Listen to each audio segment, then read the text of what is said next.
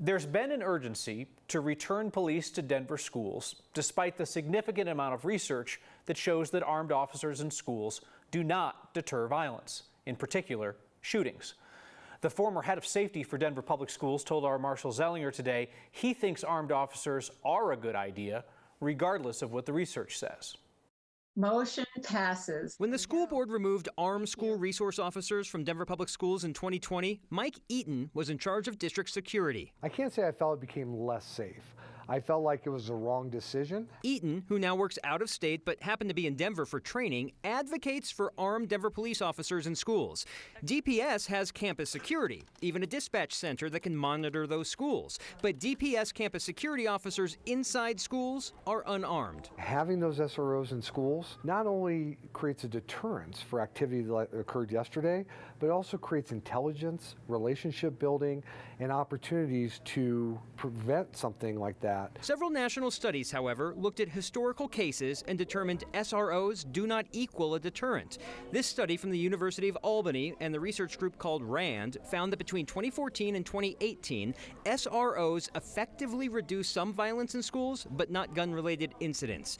And this study from a couple of universities in St. Paul, Minnesota, looked at school shootings from 1980 to 2019 and found no connection between an armed officer and a deterrence of violence. We look at other options. We continue to challenge the process and look at other school safety options, but it doesn't mean we just pull them out. When SROs were pulled from DPS in 2020, it was in part because the school board was concerned with statistics that showed the majority of students arrested or ticketed were minority students. Eaton suggested the stats are skewed because they can include officers that are not SROs that were called to a school to respond to an incident involving a student. That officer didn't have connections to those schools. They didn't have connections with those kids, and so they were less likely to refer that issue into discipline or look at other restorative ways to handle it. Even with SROs, they would not be involved in a pat-down search of a student with a safety plan, like at East High School on Wednesday. That would still be DPS security or staff. Now that we know SROs are coming back, who will they be? Eaton hopes that DPD sends the officers who were already SROs back to the schools. Yesterday, former Jeffco Public Safety Chief John McDonald told me not every officer belongs in a school because not all officers want to work with kids.